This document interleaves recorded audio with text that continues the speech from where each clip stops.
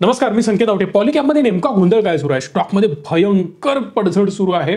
Lower circuit स्टॉकला लागतंय. एवढ्या मोठ्या प्रमाणात स्टॉक क्रॅश झाल्यानंतर आता पुढे काय करायचं? नक्की हा स्कॅम काय आहे? कंपनी बंद पडू शकते का? इन्कम टॅक्स नेमकं काय करणार आहे पॉलिकॅप सोबत? या सगळ्या गोष्टींचा अंदाज तुम्हाला या व्हिडिओच्या माध्यमातून पाहायला मिळेल. आणि एवढंच नाही, हे लर्निंग एवढं डीप असेल ना की ही सेम लर्निंग तुम्ही कुठल्याही स्टॉकवर अप्लाय करू शकता आणि तुम्हाला कळेल की अशा डिफिकल्ट सिच्युएशनमध्ये काय करायचं असतं. पहिला जाणून घेऊ नेमकं प्रकरण काय आहे. डिसेंबर 2023 मध्ये पॉलिकॅपच्या वेगवेगळ्या 50 लोकेशन्सवर धाडी टाकण्यात आल्या की पैशाचा काहीतरी अफरातफर सुरू आहे, टॅक्स चोरी तुम्ही करताय, अनेक गडबडी कंपनीमध्ये असू शकतात, अशी काहीतरी टिप आयटी डिपार्टमेंटला मिळाली आणि आयटी डिपार्टमेंटने म्हणजेच इन्कम टॅक्स डिपार्टमेंटने धाडी टाकल्या. या धाडी टाकल्यानंतर काही गोष्टी समोर आल्या, ज्यामध्ये पहिली गोष्ट आहे 250 ते 300 करोड रुपयांचं ट्रान्झॅक्शन प्रमोटरच्या अकाउंटवरून झालंय, जो की अनअकाउंटेड मनी आहे. ही टर्म व्यवस्थित समजावून घ्या. अनअकाउंटेड मनी म्हणजे काय? समजा मी तुमच्यासोबत काही ट्रान्झॅक्शन केले आणि तुम्ही मला पैसे दिले कॅशच्या स्वरूपात किंवा बँक ट्रान्सफरच्या स्वरूपात, पण ते ट्रान्झॅक्शन मी इन्कम टॅक्स फायलिंगच्या वेळी दाखवले नाहीत. यालाच म्हटलं जातं टॅक्सची चोरी करणं. हा कुठल्याही प्रकारे जगावेगळा क्राईम नाही.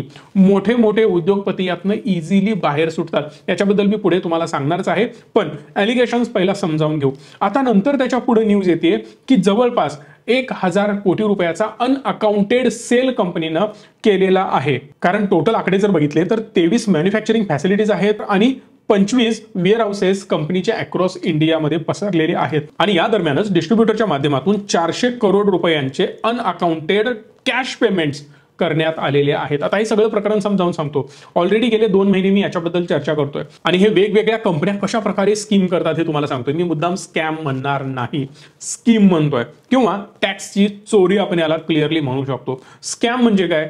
फसवणूक करणे, पण यामध्ये सरकारची फसवणूक झाली टॅक्सच्या स्वरूपात. बाकी मला याबद्दल जास्त बोलायचं नाही, पण सिम्पली मी तुम्हाला सांगतो. कंपनी एखादी गोष्ट मॅन्युफॅक्चरिंग करते. हे माऊस जर कंपनी बनवत असेल तर किती माऊस बनवले? मी अकाउंट्सवर सांगितलं मी 100 माऊस बनवले, पण टोटल मी 200 माऊस बनवलेले असतात.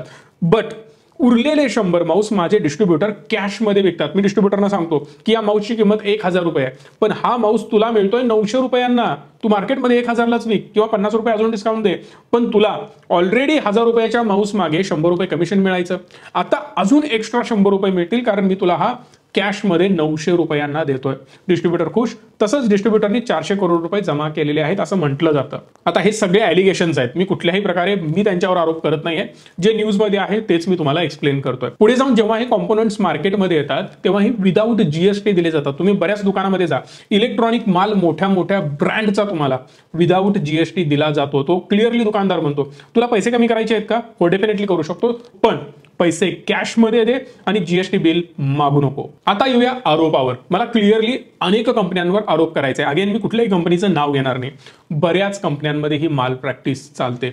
बऱ्याच कंपन्या कॅशमध्ये माल बाहेर विकतात. मग ते एफएमसीजी कंपन्यांपासून, इलेक्ट्रॉनिक कंपन्यापासून, कार मॅन्युफॅक्चरिंग करणाऱ्या कंपन्यापर्यंत अनअकाउंटेड मटेरियल बाहेर जातं, कॅशमध्ये हे ट्रान्झॅक्शन होतात आणि तिथून पुढे हे रूट केले जातात. आता हे सगळे आलेले पैसे डायरेक्ट सरकारकडे जमा होत नाहीत.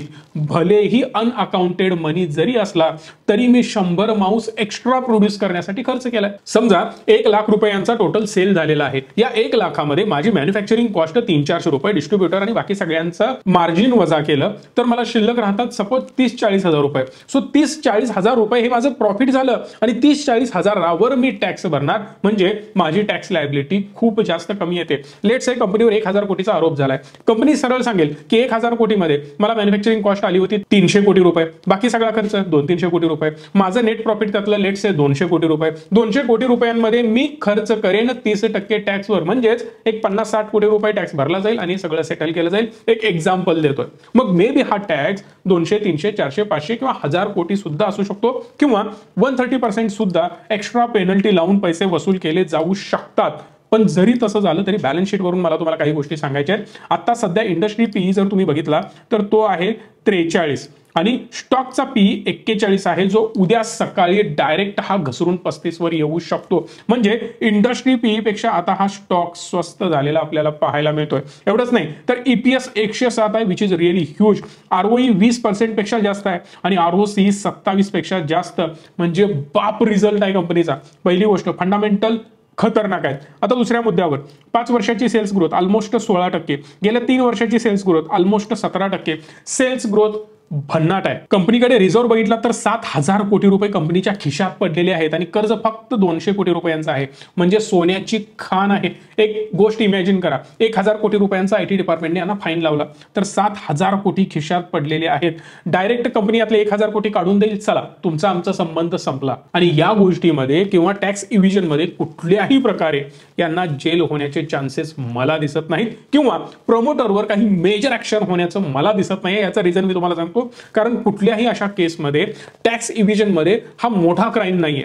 No doubt as a crime याला कन्सिडर केलं जातं, पण त्या रिलेटेड कोर्टात केसेस चालतात, बऱ्याच ऍक्टिव्हिटी होतात, तारीख पे तारीख मिळते आणि नंतर हे कुठेतरी जाऊन सेटल करून एवढी अमाऊंट द्या, मॅटर आपण इथंच क्लोज करू असं म्हटलं जातं गव्हर्नमेंटकडून आणि IT डिपार्टमेंट ती केस क्लोज करते. हे सिम्पली असं वर्कआउट होतं. पण माझ्या म्हणण्यानुसार जर कंपनीचा सेल्स जर तुम्ही बघितला तर तो सुद्धा ह्यूज आहे. 14,000 कोटी, आता डायरेक्ट 16,000 कोटीलाही पोहोचलेत. 1,622 कोटी रुपयांचं नेट प्रॉफिट आहे, म्हणजे नेक्स्ट लेवलला कंपनी प्रॉफिट बुकिंग करत आहे. म्हणजे जरी यातले 200-400-500 कोटी गेले तरी सुद्धा कंपनीला मेजर फरक पडत नाही. सो ओव्हरऑल सिनेरिओ जर बघितला तर कंपनी माझ्या दृष्टीनं फंडामेंटली अजूनही सेफ दिसते. मग याचा अर्थ जाऊन सगळा पैसा लावायचा का? तर बिलकुल नाही. कुठल्याही प्रकारे मी रिकमेंडेशन देत नाही, फक्त एज्युकेशन पर्पजसाठी या सगळ्या गोष्टी मी तुम्हाला एक्सप्लेन करून सांगतोय. ऑलमोस्ट याचा जो हाय होता तो 5,700-5,800च्या दरम्यान होता. तर 5,700 वाला स्टॉक जर आता 4,000ला तोडून खाली येतोय, एक्झॅक्ट बी स्पेसिफिक आकडा सांगतोय, 3929 रुपयांना हा सध्या ट्रेड करत आहे. म्हणजे 2,000 रुपयांनी ऑलमोस्ट हा खाली पडलेला आहे. याचा अर्थ काय? इझिली हा स्टॉक अजून जास्त खाली येऊ शकतो. सो सपोर्ट लेवल सध्या जी आपल्याला दिसते ती ही आहे समवेअर अराउंड 3400 रुपयांची. ऑलरेडी आज लोअर सर्किट लावल्यामुळे स्टॉकला हेवी प्रेशर सहन करावं लागत आहे. गेले 3-4 दिवस आपण हा कंटिन्युअसली स्टॉकची चर्चा करतो. यामध्ये मी क्लिअरली सांगतोय, जोपर्यंत रेड कॅन्डल आहेत तोपर्यंत विचार सुद्धा करायचा नाही. जेव्हा एखादी ग्रीन कॅन्डल बनवायला स्टॉक सुरू करेल, क्लोज करेल, त्याच्या दुसऱ्या दिवशी विचार करायचा, कारण पडल्यानंतर अशी रिकव्हरी या स्टॉकमध्ये बिलकुल येणार नाही. सो टाइमपास होईल, थोडंसं हे करेल आणि नंतर मग अशा प्रकारे मुवमेंट हळूहळू फास्ट येताना पाहायला मिळेल. पण थोडं कन्सॉलिडेशन हे होणारच आहे.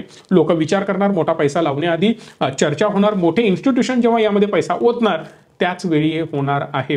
GQG पार्टनर तुम्हाला माहितीच आहे, जेव्हा त्यांनी अदानी ग्रुपमध्ये हेवी इन्व्हेस्टमेंट्स केल्या बॉटमला, त्याच्यानंतर त्यामध्ये पॉझिटिव्हिटी यायला सुरुवात झाली. जोपर्यंत मोठा पैसा परत या स्टॉकमध्ये येणार नाही तोपर्यंत मोठी जंप येणार नाही. सो संकेत आवटेकडे जर हे स्टॉक असते तर मी क्लिअरली विचार केला असता योग्य वेळी बाहेर पडणं. जेव्हा यानं हा लो ब्रेक केला तेव्हा मी क्लिअरली यातून बाहेर पडलो असतो. आता सुद्धा मी पर्सनली यामध्ये थांबणं प्रेफर करणार नाही, जरी मला हा स्टॉक फंडामेंटली स्ट्रॉंग वाटत असला तरी. जेव्हा हा खाली येईल आणि थोडासा रेड कलर शांत होऊन ग्रीन कलर मध्ये कन्वर्ट होईल तेव्हा मी विचार करायला सुरुवात करेन. आणि केसचं काय झालं याच्यावर मी पहिला चर्चा करेन. आता एक गोष्ट क्लिअर लक्षात ठेवायची, या केसचा निकाल आज उद्या परवा महिन्यात लागणार नाही. कंपनीने सगळे आरोप डिनाय केलेले आहेत. कंपनीकडे खूप मोठ्या प्रमाणात ताकद असते, खूप मोठा पैसा असतो, खूप मोठी ॲडव्होकेटची टीम असते, ते बरोबर या सगळ्या गोष्टी सेटल करत असतात. या सगळ्यांमध्ये गरज एक असते की कंपनी कुठल्याही प्रकारे फंडामेंटली वीक नाही हे तपासून घेणं आणि त्याची पडताळणी करणं.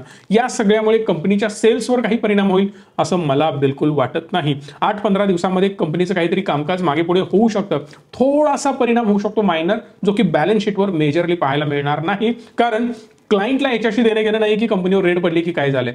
क्लायंटला काय पाहिजे? हा, मला पॉलिकॅपची वायर पाहिजे, ठीक आहे, पॉलिकॅपचा XYZ इलेक्ट्रॉनिक प्रोडक्ट पाहिजे, तो बाय करेल. त्यामुळे रेडचा आणि सेल्सचा कुठल्याही प्रकारे संबंध नाही असं मला वाटतं. मग जेव्हा स्टॉकमध्ये एक अजून जोरात फॉल येईल मी 5 स्टेप इन्व्हेस्टिंगचा विचार करणार आहे. आता अगेन मुवमेंट सुरू झालेली आहे स्टॉकमध्ये. जर तुम्हाला हवं तर मी पुन्हा एकदा दाखवू शकतो, कारण ट्रॅक्शन येताना पाहायला मिळतंय. डिस्पाइट ऑफ सर्किट परत निघालेला आहे. लाईव्ह मार्केटमध्ये मी तुम्हाला हे दाखवतोय. सो जरी इथं तुम्हाला एक छोटीशी अपमूव्ह दिसत असेल तरी आय डोंट थिंक सो की हा इथून वर जाऊ शकतो.